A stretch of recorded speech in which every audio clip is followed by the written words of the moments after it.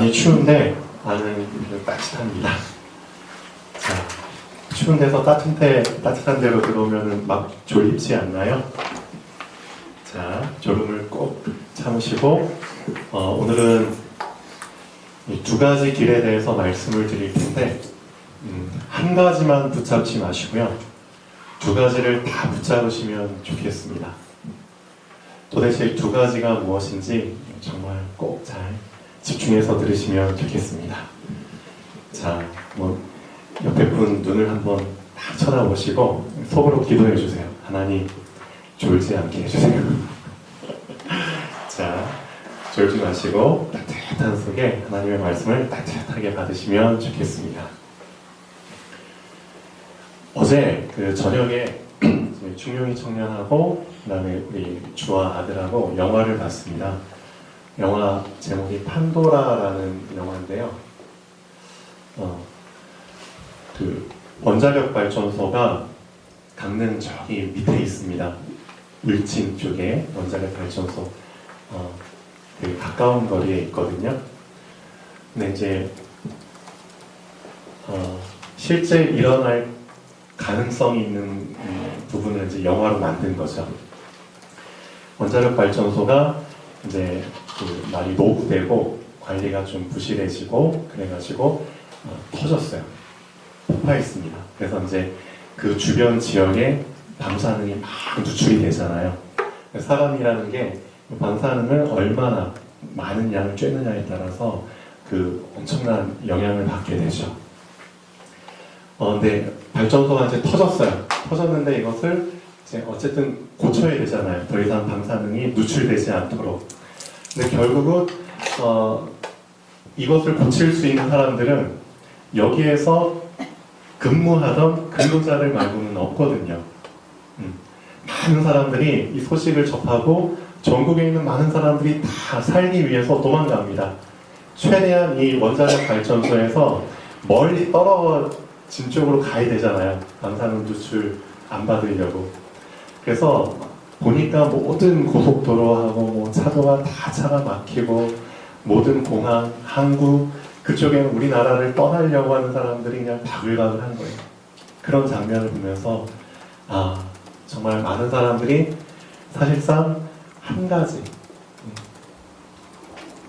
오직 한 가지를 위해서 살고 있구나.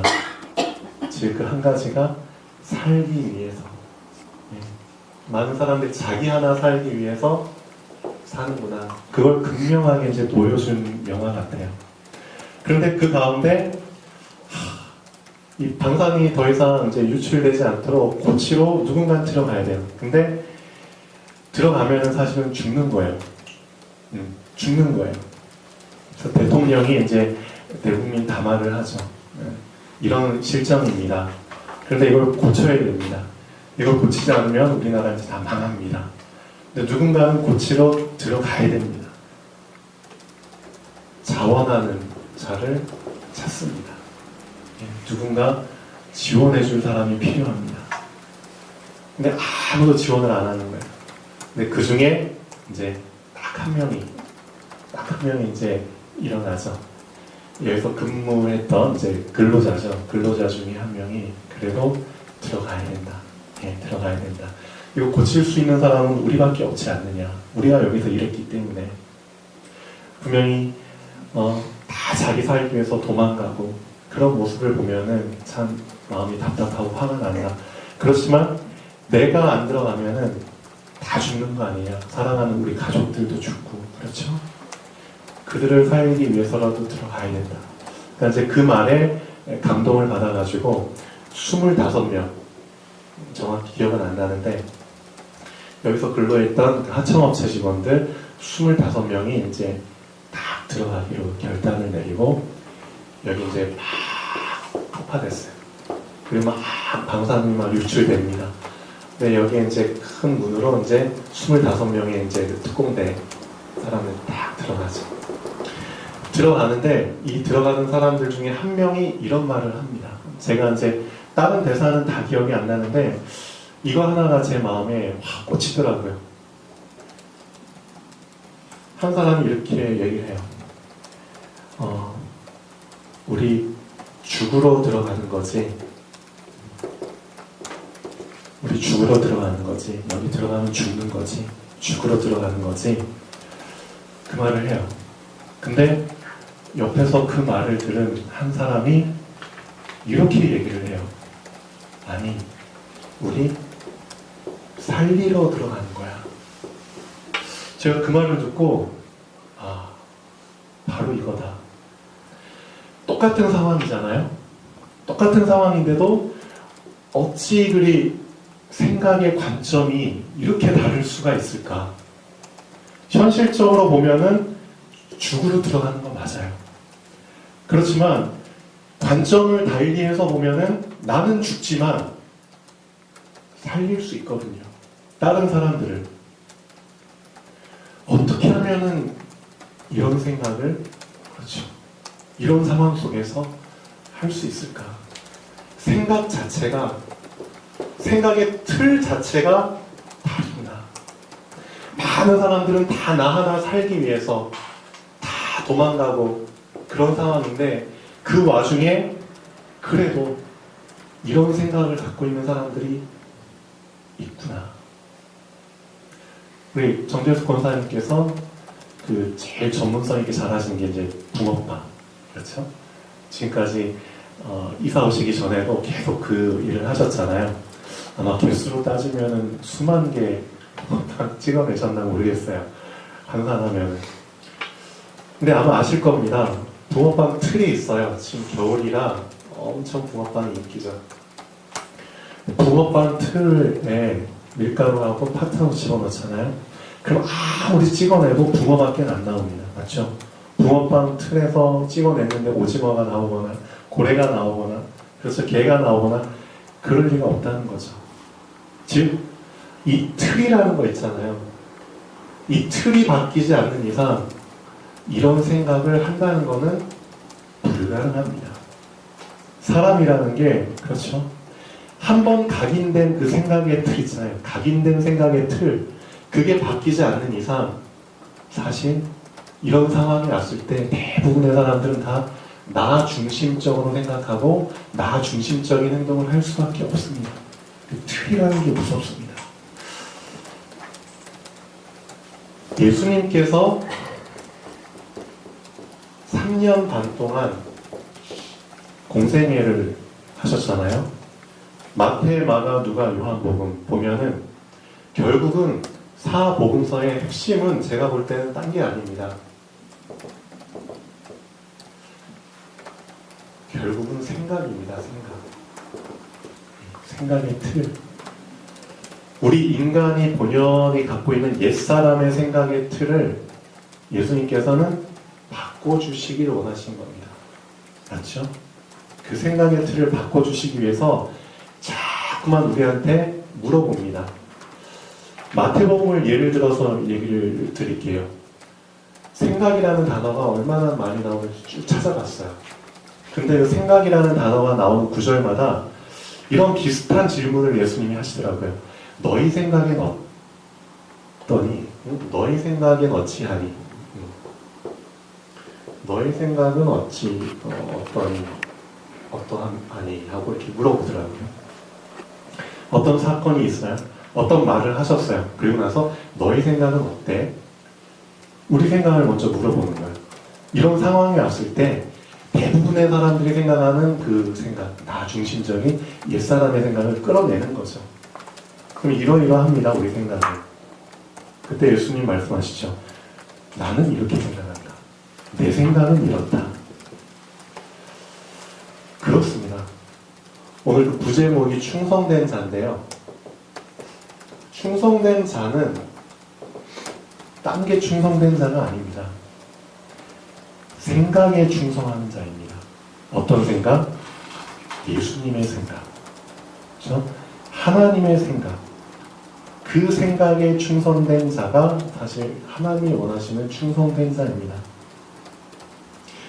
나의 옛사람의 생각의 틀을 내려놓지 않잖아요? 그러면 절대 충성된 자가 될 수가 없습니다. 순종 자체가 불가능하거든요. 맞죠? 순종 자체를 할 수가 없습니다. 하나님 앞에만 서면은 자꾸만 부딪힐 수밖에 없어요.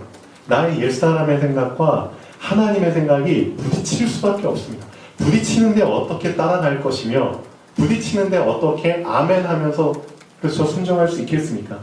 그 생각을 바꾸기 위해서 사실상 예수님께서 오신 겁니다. 생각의 틀을 먼저 바꿔야 된다. 그렇죠? 옛사람의 것은 다 중요하게 하신 말씀이 있습니다. 세술은 어디에 담아야 된다? 예, 새 부대에 담아야 됩니다. 세술을 옛 것의 낡은 부대에 담게 되면 어떻게 된다고 했죠? 예, 그 낡은 부대가 새 수를 감당을 못합니다. 나의 옛사람의 생각의 틀이 새 사람의 생각의 틀을 새 사람이 붙잡아야 될 생각을 감당을 못해가지고 둘 다 망가지게 돼버립니다. 변질되게 된다고 하셨죠. 예수님이 분명히 말씀하셨습니다. 절대 혼합될 수 없다. 옛사람의 것 과감히 어떻게 해라? 버려라. 새 것을 준비했다. 거기에다가 새 것을 담아라. 그게 예수님이 3년 반 동안 하신 작업입니다. 우리의 생각을 바꾸는 겁니다. 즉 생각 치유죠. 우리가 몸만 병든 것을 병들었다고 생각하는 사람들이 많은데 제일 중요한 것은 생각입니다. 마음과 생각이 병든 것. 눈에 안 보이기 때문에 그걸 되게 등한시하는데요. 진짜 마음의 병, 생각의 병이 진짜 위험한 무서운 병입니다. 근데 그것을 고치질 않아요. 그런 병이 있다는 걸 알지도 못해요. 예수님은 말씀하시죠. 너희들의 생각이 다 병들었다. 그래서 돌려서 질문하시죠. 너희 생각엔 어떠하냐? 참 멋있는 질문 같아요. 우리의 생각을 막 드러내게 하시죠. 들키게 하시죠. 그러면서 그 생각을 결국은 예수님의 생각, 하나님의 생각으로 고쳐주십니다. 중요한 거는 내가 과연 그 생각을 붙잡느냐 아니면 계속 내 옛사람의 생각을 고수하느냐 그겁니다. 그것에 따라서 내가 과연 충성된 자의 길을 갈 수 있느냐 못 가느냐 그게 결정됩니다. 충성된 자는 다시 말씀드리지만 예수님의 생각에 충성하는 자입니다. 자, 한번 보시죠. 자, 서론에 먼저 보시면은 자, 서론 4번에 생각의 차이. 어떤 생각이 나의 생각인가? 그렇죠? 여러 가지 생각들이 있는데 그 중에 어떤 생각이 나의 생각이고 어떤 생각을 나에게 각인을 시켜야 되는가? 나의 각인된 생각. 마태복음을 쭉 한번 보시죠. 마태복음 5장 17절. 자, 내 생각을 치유받기를 원하는 마음으로 한번 보시면 됩니다. 내가 율법이나 선지자를 폐하러 온 줄로 생각하지 말라. 그렇죠? 너희는 내가 온 이유가 율법이나 선지자를 폐하러 온 줄로 생각하는데 전혀 아니다. 그건 너희 생각이다. 내 생각은 어떻다? 폐하려 온 것이 아니고 완전하게 하려 합니다. 전혀 다르죠? 전혀 다릅니다. 자, 마태복음 6장 7절 보시죠. 또 기도할 때에 이방인과 같이 중언부언하지 말라. 그들은 말을 많이 하여야 들으실 줄 생각합니다. 그렇죠? 많은 사람들은 이렇게 생각한다. 근데 나는 이렇게 생각 안 한다. 생각을 바꾸라는 겁니다. 옛사람의 생각의 틀을 바꾸라는 겁니다. 10장 34절 보시죠. 마태복음. 내가 세상에 화평을 주러 온 줄로 생각하지 말라. 화평이 아니요 겁을 주러 왔노라. 의외의 말씀을 하시죠. 실제 그렇습니다. 16장 23절 보시죠. 사탄아 내 뒤로 물러가라. 너는 나를 넘어지게 하는 자로다. 네가 하나님의 일을 생각하지 아니하고 도리어 사람의 일을 생각하는도다. 그래, 결국 너희들이 생각하는 수준은 사람 수준이다. 하나님의 일을 생각하면 좋겠구나. 자, 17장 25절입니다. 자, 세금에 대한 부분이죠. 예수께서 먼저 이르시되 시몬아 베드로한테 물어보시죠. 네 생각은 어떠하냐? 물어보시죠. 세상 임금들이 누구에게 관세와 부수대를 받느냐? 자기 이들에게냐? 타인에게냐? 이렇게 물어봅니다.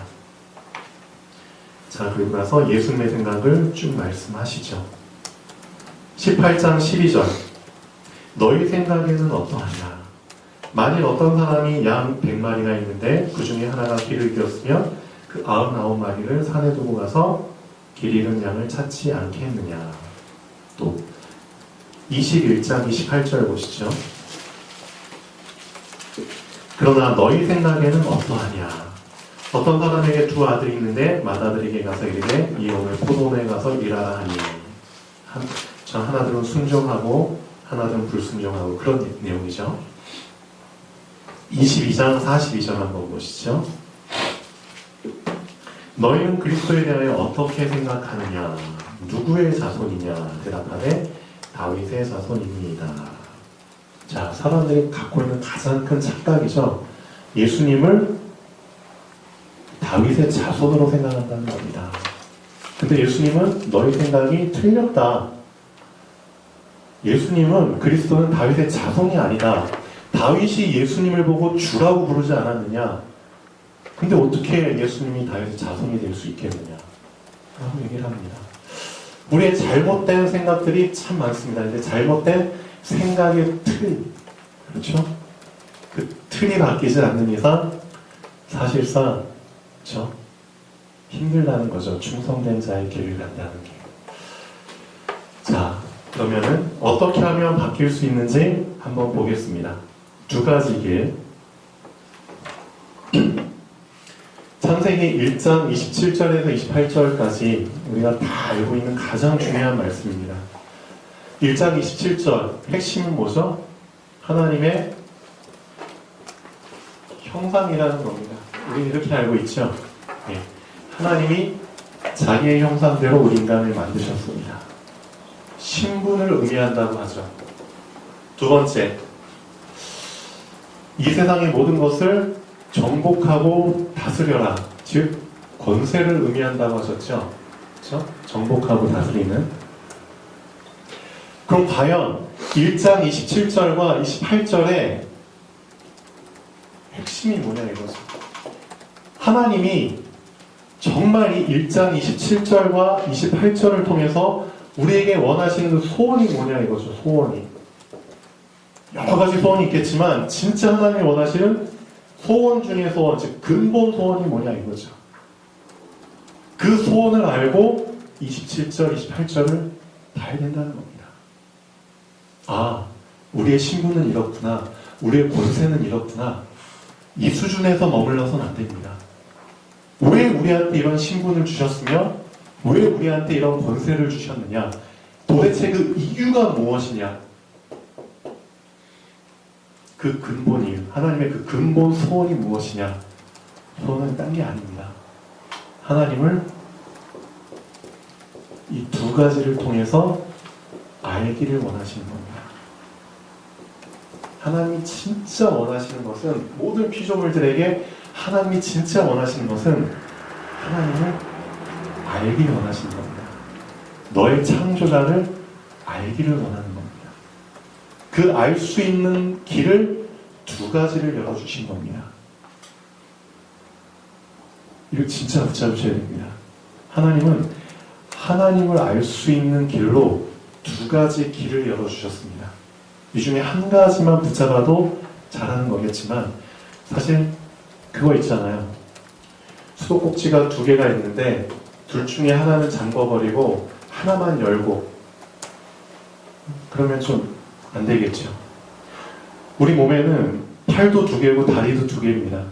근데 그 두 팔, 두 다리 중에서 하나는 아예 그냥 묶어놓고 쓰지 않고 한 개로만 사용한다면 진짜 불편하겠죠. 똑같습니다. 두 가지 길이 있는데 그 중에 많은 사람들이 대부분의 사람들이 사실은 한 가지만 가지고 하나님을 알아간다는 겁니다. 근데 그거는 이따 설명을 좀 드리겠습니다. 신분을 통해서 하나님을 알아가는 거 진짜 중요합니다. 우리의 신분을 통해서 하나님을 참 많이 알아갈 수 있습니다. 맞죠? 아, 내가 하나님의 형상이구나. 하나님의 자녀가 되었구나. 그 자녀된 신분을 통해서 하나님을 상당히 많이 알아갈 수 있습니다. 그렇죠? 우리도 다 자식을 낳아보면은 그 부모와 자식 간의 그 끈끈한 관계 있잖아요. 그 입막을 함께하는 그 관계를 통해서 엄청나게 알아갑니다. 근데 그게 다가 아니라는 겁니다.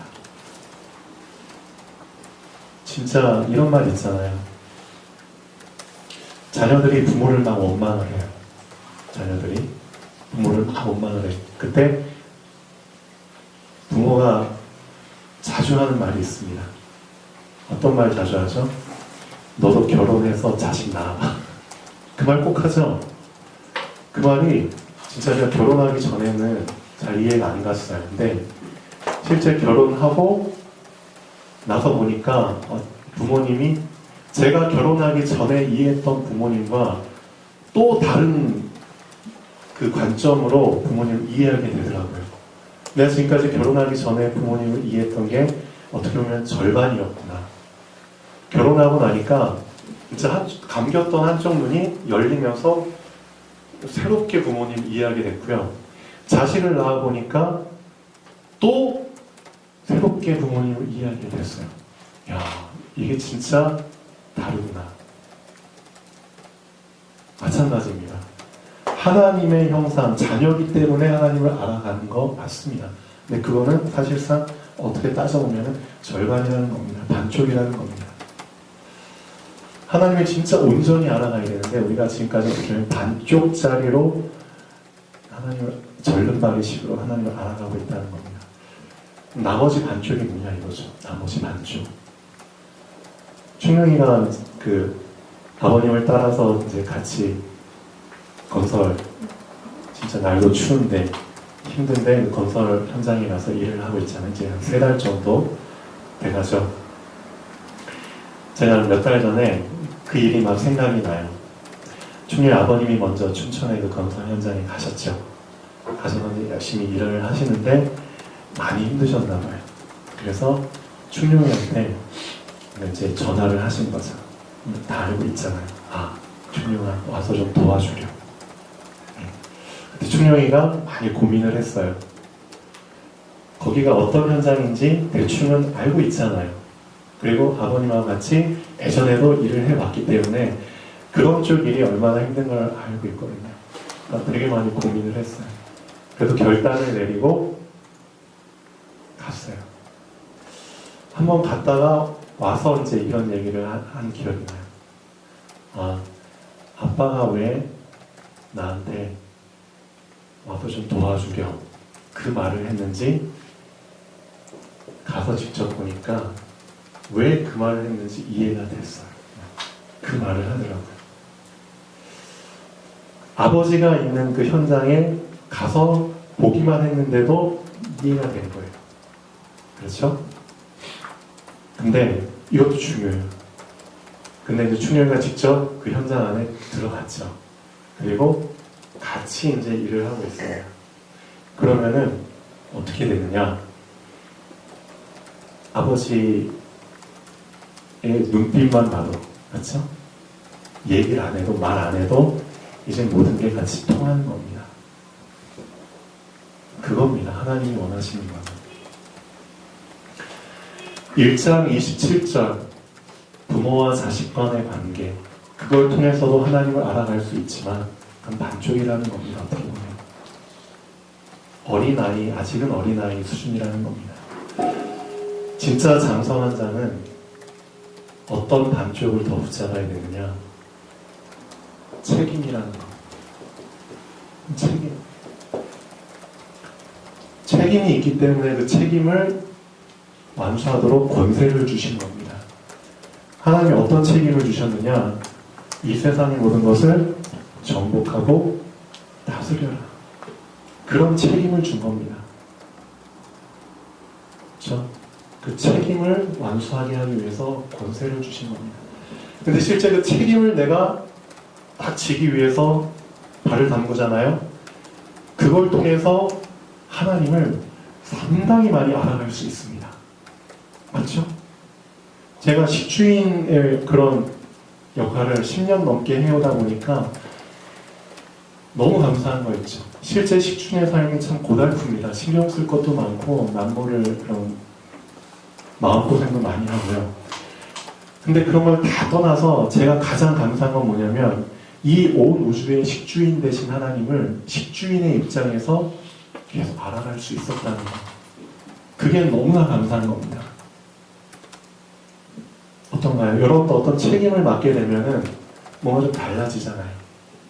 하나님은 이 2번 책임이라는 걸 통해서 하나님을 알아갈 수 있는 그 길 열어주셨다는 겁니다.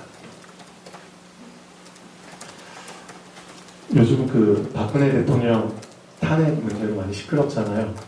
이런 기사들이 종종 나오더라고요. 박근혜 대통령이 이제 탄핵이 됐는데 탄핵이 되면은 월급은 어떻게 되냐? 대통령이 받는 월급은 어떻게 되냐? 네, 제가 좀 읽어봤어요. 근데 참 재미있는 사실을 발견했습니다. 월급이 두 종류로 나뉜다고 하더라고요. 월급의 그 내용을 보면은 신분, 대통령의 신분으로 인해서 받는 급여가 있고요. 신분 자체가 대통령이기 때문에 그 신분으로 인해서 받는 급여가 있고, 대통령의 그 책무 있죠. 직무. 대통령 해야 될 일, 그 직무 수행을 위해서 주는 급여가 따로 있더라고요. 네, 두 가지가 합쳐가지고 이제 대통령의 경비가 되는 거겠죠. 월급이. 근데 탄핵이 되면은 어떻게 되느냐? 신분은 유지를 해요. 신분. 대통령의 신분은 유지하는데 이제는 어떤 직무 있잖아요. 그것을 수행을 못합니다. 무늬만 대통령이 되는 거죠. 그래서 신분으로 인해서 받는 월급은 그대로 수령을 한다. 근데 업무 추진비 그거는 못 받는다. 이렇게 얘기를 하더라고요. 이걸 보면서 맞다. 신분 자체로 얻는 것과 업무를 추진했을 때 받는 것, 이 두 가지가 사실 다 아니냐, 전부 아니냐. 마찬가지로 우리가 하나님을 알 수 있는 길도 똑같다.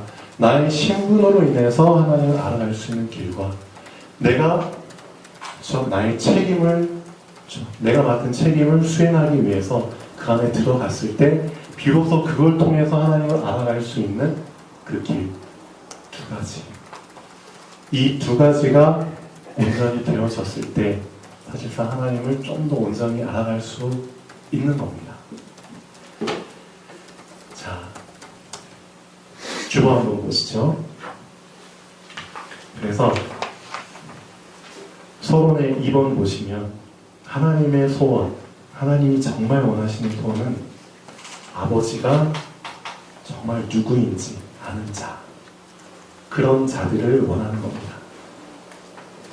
예수님께서 비슷한 말씀하셨죠. 마태복음 11장 27절, 누가복음 10장 22절에 내 아버지께서 모든 것을 내게 주셨으니 아버지 외에는 아들을 아는 자가 없다. 그렇죠? 지금 아버지를 아는 자가 아들 말고는 없다. 아들 말고.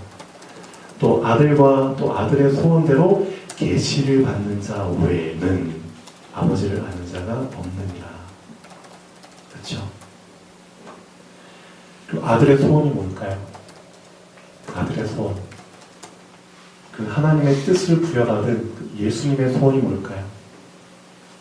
그 예수님의 소원은 바로 아버지를 아는 것입니다. 하나님을 아는 것. 하나님을 알게 하기 위해서 예수님이 오신 거잖아요. 그 단절된 하나님과 인간의 관계를 회복하기 위해서. 창세기 1장 27절에 이미 주셨던, 창세 때 이미 주셨던 그 두 가지 길, 이걸 회복하게 하기 위해서 예수님이 오신 거잖아요. 신분을 통해서 하나님을 알아가라. 너에게 주어진 책임을 통해서 하나님을 알아가라. 두 가지를 통해서 하나님을 알아가는 것이다. 근데 많은 사람들이 이 둘 다 놓쳐서 하나님 모르고 있죠. 근데 예수님을 영접해서 하나님의 자녀가 된 사람들도 이 반쪽짜리로만 하나님을 알아가고 있다는 겁니다. 많은 사람들이 다 그냥 자기 이라는 겁니다. 어떻게 보면 복음과 전도. 그렇죠? 이 전도에 관심이 없어요, 사람들이. 그럼 창세기 1장 28절을 놓쳐버리는 겁니다. 하나님이 원하시는 그 책임, 전도잖아요. 전도를 놓쳐버렸는데 어떻게 하나님을 온전히 알아가겠습니까? 전도를 놓친 자는 아예 생각의 틀 자체가 참 신기하죠.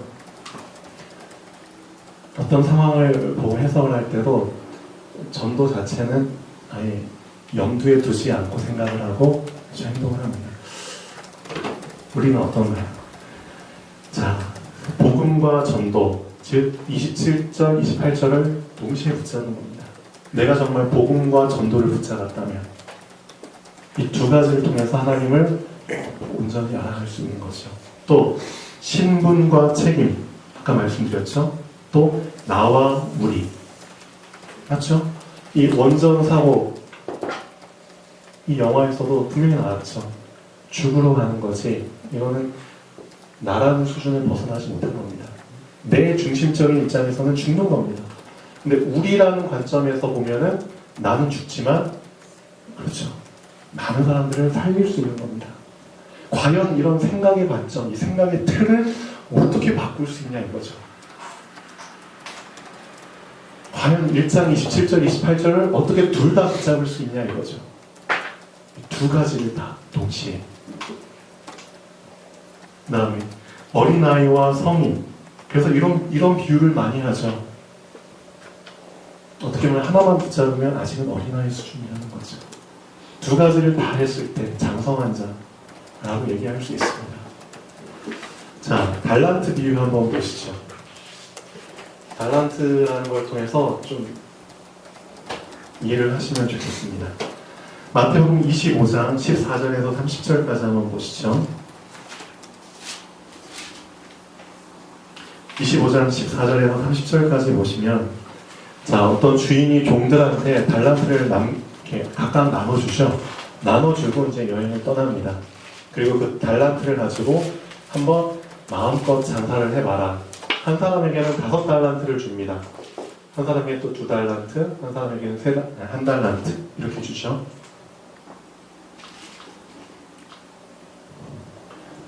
자, 5달란트 받은 사람은 어떻게 하죠? 그것을 가지고 또 5달란트를 남겨서 토탈 10달란트를 만듭니다. 2달란트 받은 사람은 2달란트를 또 남겨서 토탈 4달란트를 만듭니다. 1달란트 받은 사람은 쓰진 않죠. 그래서 그냥 1달란트 고스란히 냅니다. 이걸 통해서 이 창세기 1장 28절 책임에 대한 부분, 권세, 나머지 한 가지 길에 대한 부분을 좀 생각을 하셔야 됩니다. 이 종들이 원래 5달란트, 2달란트, 1달란트는 자기 게 아니잖아요. 맞죠? 자기한테는 아무 달란트도 없습니다. 원래는 빵원입니다. 빵원. 빵원인데 누구한테 받았냐? 주인한테 받은 겁니다. 5달란트 받았죠? 근데 많은 사람들이 이렇게 생각해요. 5달란트 받아서 5달란트를 남겼다. 한번 실제 여러분이 적용해 보십시오. 누군가 나에게 종잣돈을 줬어요. 예를 들면 1000만 원을 줬다고 쳐요. 그 받은 1000만 원을 고스란히 간직해 놓고 나머지 1000만 원을 벌 수 있습니까? 할 수 있습니까? 1000만 원 받은 거 그대로 그냥 남겨놓고 고스란히 내 집에나 어디에 남겨놓고 1000만 원을 만들 수 있습니까? 없습니다. 받은 1000만 원 어떻게 해야 되죠? 써야 됩니다. 하나님이 여러분들한테 주셨어요. 그것을 뭐 하라고요? 쓰라는 겁니다. 영원히 될 때까지 쓰라는 겁니다. 그러면 어떤 시점에서는 내가 받은 1000만 원이 영원이 되는 시간이 와요. 영원. 빵원이 되는. 그런데 0부터 다시 어떻게 올라가느냐? 1000만 원이 만들어지고요. 거기에서 또 1000만 원이 만들어집니다. 그겁니다. 이 5달란트 받은 사람은 5달란트 다 썼어요.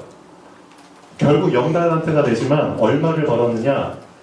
5달란트를 벌어서 본전치게 한 게 아니라 10달란트를 번 겁니다. 맞죠? 이 안에서 우리는 뭘 붙잡을 수 있습니까? 이 안에서. 하나님이 우리에게 주신 이 책임이라는 거 있잖아요. 권세라는 거 있잖아요. 우리한테 주신 것을 쓰지 않는 이상, 그렇죠? 이거는 절대 누릴 수 없습니다. 경험할 수 없습니다.